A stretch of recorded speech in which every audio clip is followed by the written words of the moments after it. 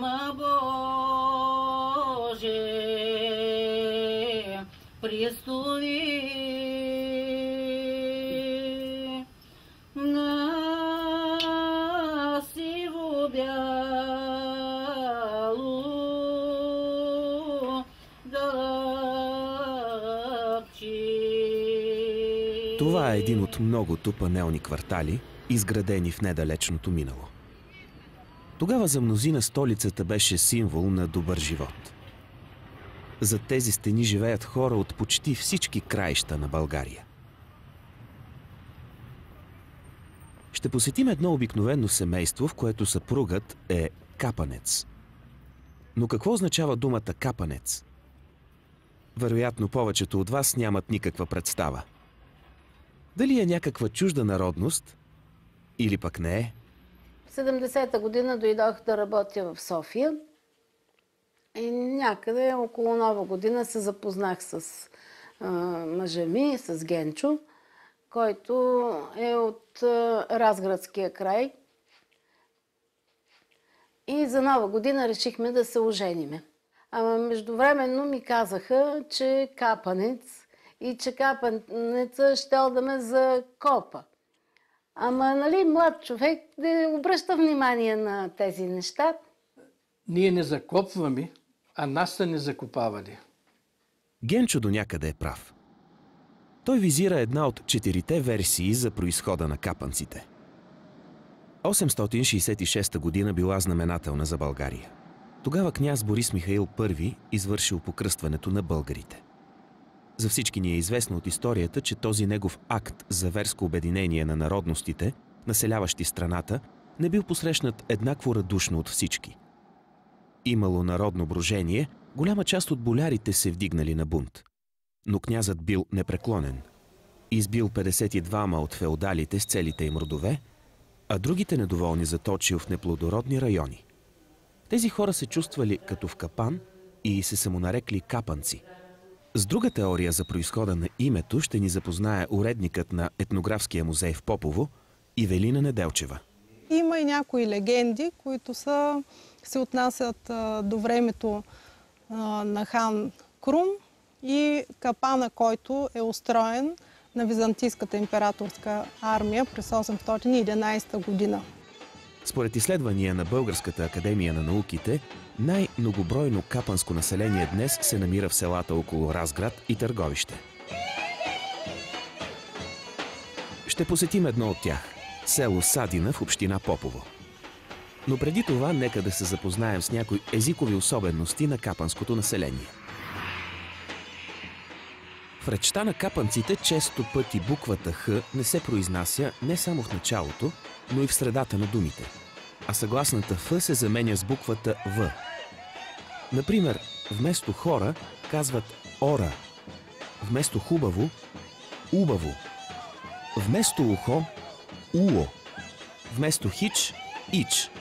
Стефан е Стеван, трендафилът – трендавил, кофите – кови, а шкафовете – шкавове.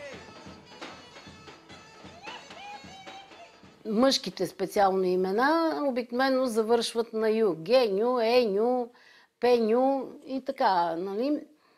Но ние сме свикнали вече Генчо да му казваме и така. Моята съпруга, нали, как се казва тя Иванка, ще бъде Генювица. Ние си говорим капански. Пък другите все пак като по-възпитани хора говорят по-интелигентно. Вече сме в селото със звучното име Садина.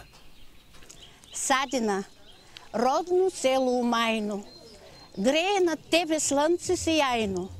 Нощем ти светят ярки звездици, гълъби гукат и горголици. От юг те пазят стражи гористи, от север дивни чуки хълмисти. Небето синьо срамо подпират, бури и вихри свирепи спират. Ами легенди има няколко за Садина. Едната легенда, че в Садина имало овчар на име Садо и на неговото име е кръстено Садина. Другата легенда е, че Садина е разположена в долина като съд. От всички страни обиколено с високи хълмисти места, а Садина е в средата съд Садина. Другата легенда е, че в Садина, там където е сега селото, имало трева Садина. Тъй се казвала и оттам. Сега, кое е истинското, не знам.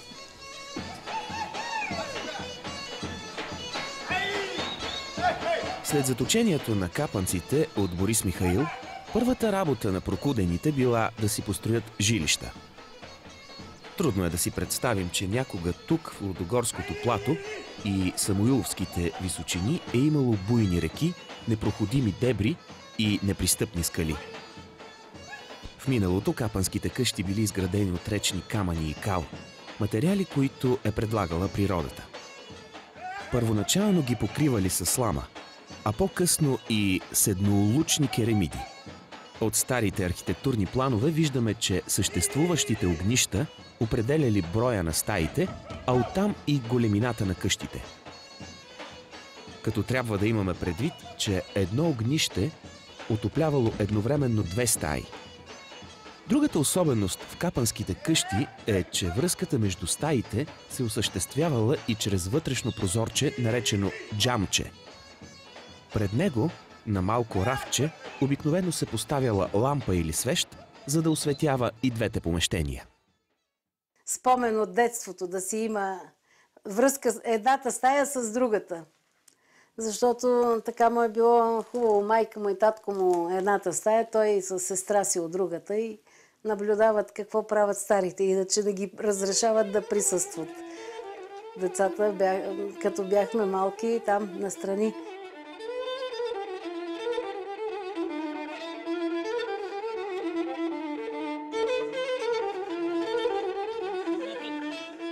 Основното, което отличава капанците от останалите етнографски групи, е тяхното облекло. Именно по облеклото те са различавани още в миналото и от останалите етнографски групи, които са ги разпознавали по женската капанска риза, която е с характерен колорит на шевицата, с кръстообразна пазва. Върху нея се завръзвали 2 престилки. Задна по-широка, наречена пещимал, и предна по-тясна.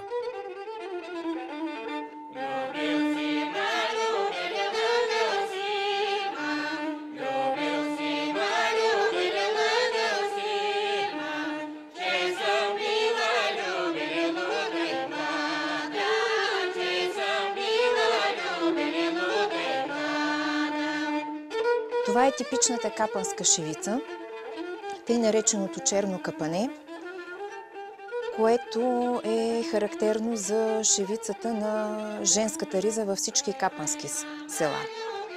Работи се в черния цвят.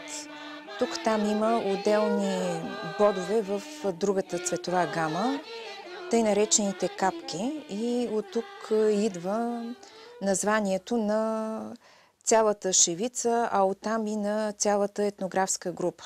Работи се основно с бод кръстчета, които местните наричат куманци. Също много типичен е плоския бод и този вариант на черното капане е комбинация на плосък бод и кръстчета. Една много характерна за всички капански селища комбинация. Другото, което е типично за черното капане, е, че много често се е работило с черен вълнен конец и възлез бод, който навсякъде по селата наричат гърчен бод. Тази шевица е много устойчива. Запазва се до към 40-те години на миналия век в абсолютно непроменен вид. Това е класическата риза, която е носена до към 1950 година. Шевицата съм я правила в последствие аз. Взета е от автентична капанска риза, ежедневна. Като разликата е в това, че капанските ризи са били с шивица тук по пазвата и с шивица по ръкавите. Тази отдолу я е нямало.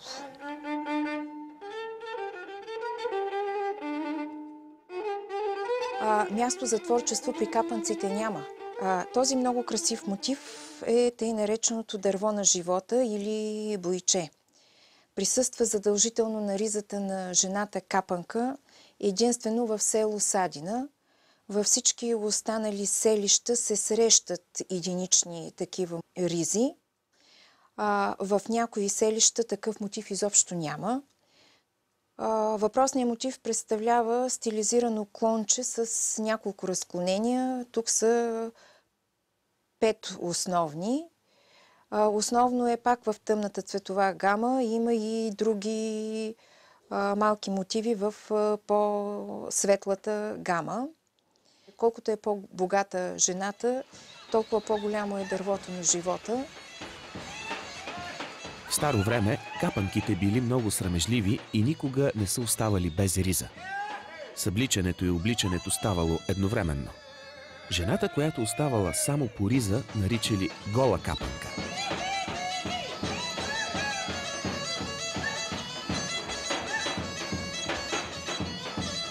Кройката на мъжката риза при капанците не се различава от тази на женската. Мъжкият пояс се нарича опас и е с дължина около 3 метра. В празнични дни по-богатите се докарвали и с обувки, на които тук казват кундури. Тях те купували веднъж в живота. С тях мъжът изкарвал от венчавка до старини. Няма ката ден да оди с тях я. На времето мъжете тук сами си правили и своите калпаци, които наричали капи. Те били почти по формата на темето, с пресечени дъна. Затова в езика ни останал и изразът «Ще ти скроя капата аз на тебе». Нещо като закана за отмъщение.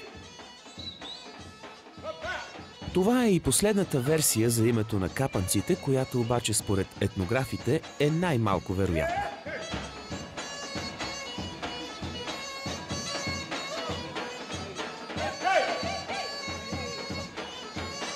В сравнение с останалите етнографски групи, капанците са значително по-консервативни и затворени. В миналото, близо до средата на 20 век, те не са допускали сродяване с други етнографски групи. И дори след 50-те години, когато започват вече бракове между капанци от Садина с хора от съседни села, жени са ми споделяли, че хубавата булка се ожева в село, докато тази булка, където не е хубава, отаря на друго село. Т.е. отива, омъжва се на друго село.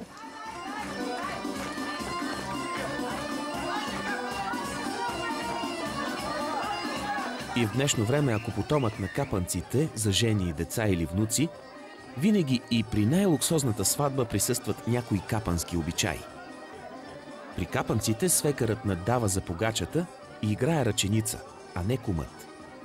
Кумът пък поднася на младоженците изпечен петел, украсен с чемшир и нанизи пуканки.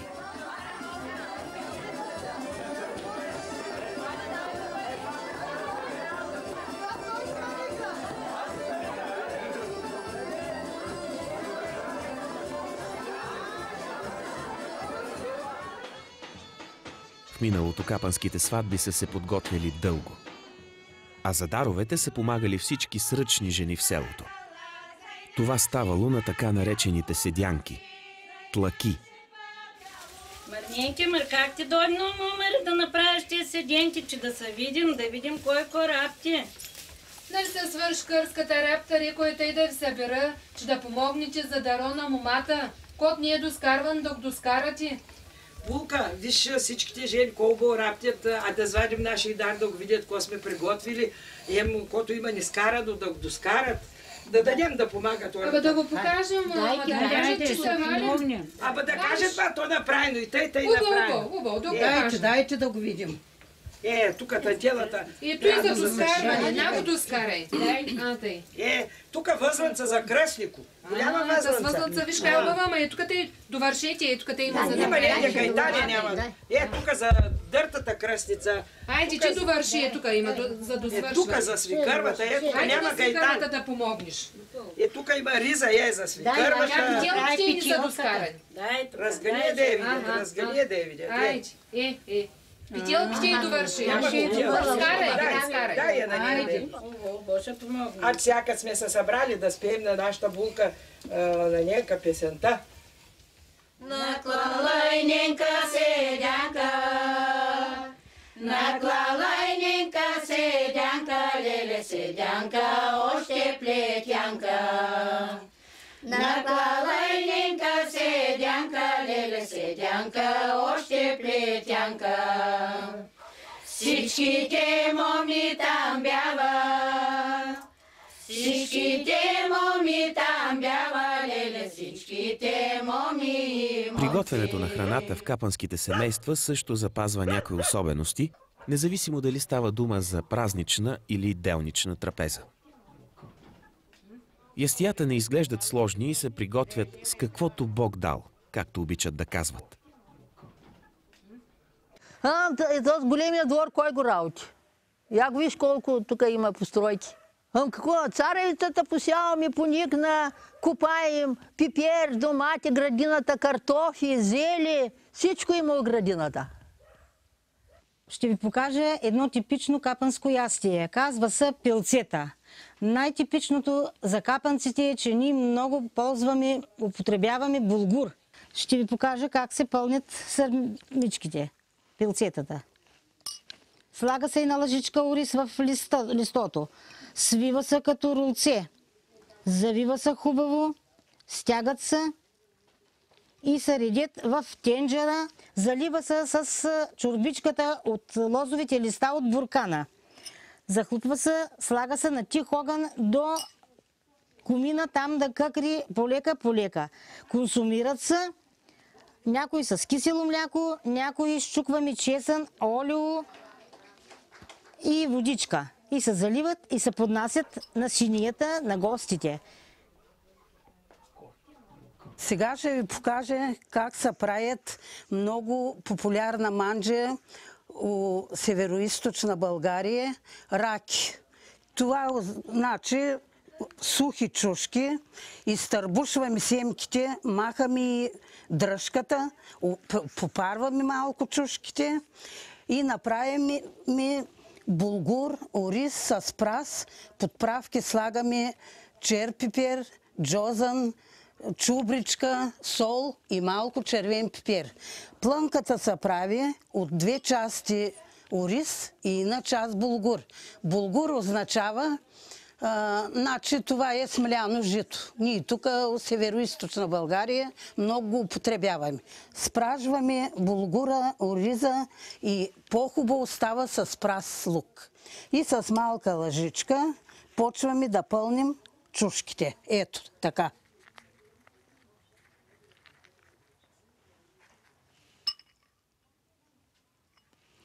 Нареждаме отдолу, слага се и непременно кисело зели. Без зели раките не са вкусни. Чушката е пълна, готова и ги редим ето така. Целуваме чушките. И така ги редим в тенджерката. Ето. Поднасят се полутоплички и на тях гарнитура може да се тури ориз, друго зели. Оригиналната капанска баница се прави с точени кори, които точат жените. Като ги разточат, ги остават на един чаршаф да изпръхнат. Сега съвременните жени, в случая и аз, ще ги направим с готови кори. И ето така се направи и се слага в тавата. И помежду това се ръси сиренце. Ето така. И така се реди пак следващата кора. Докато тя се запече, правиме заливката. Счукваме 2 яйца, разбиваме.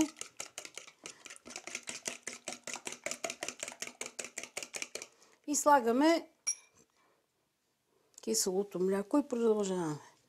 Това капанско хубаво.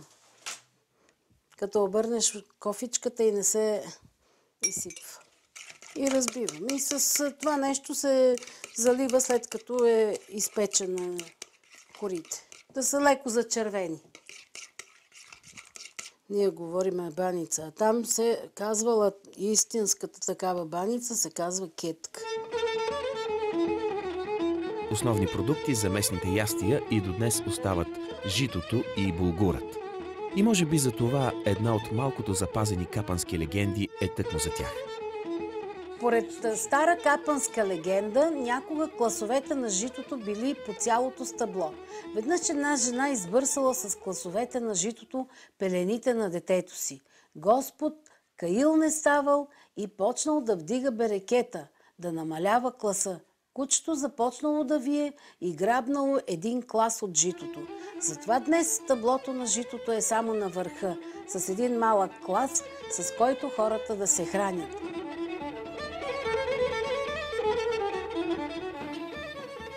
Капанките са майсторки и на различни видове ритуални питки.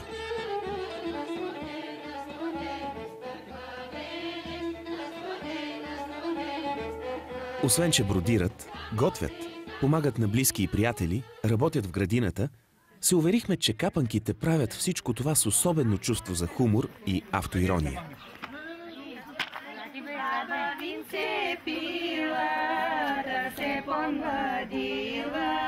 Закичи се баба, като мамада, на хора да иде, с любе да се види, на хора да иде, с любе да се види. Градна безстрокица, тестяна огривка, тури за обици, становите скрипци. Саджек за герданче, верига коланче. Саджек за герданче, верига коланче. Турила си баба, менци за огърлица.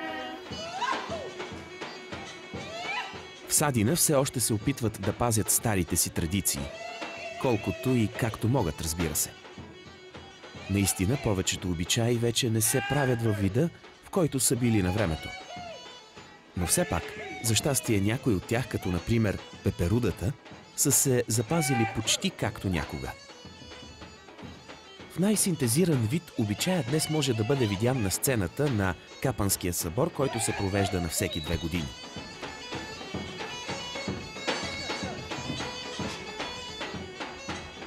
Обичаят пеперуда или и герман, които се правят тук всяка година по едно и също време, 9 дни след Гергьовден, пък по данни на местните хора се е правил всяка година до 70-те години на 20 век.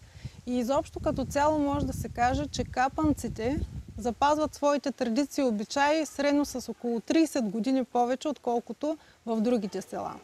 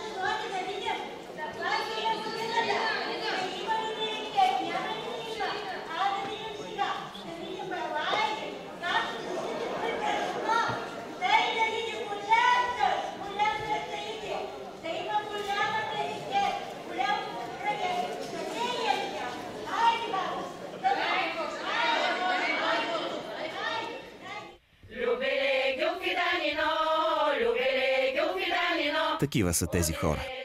Преплели през вековете традициите и обичаите си с тези на всички останали българи. И въпреки всичко, капанците са останали една от самобитните български общности, даващи многообразието на родната ни етнография.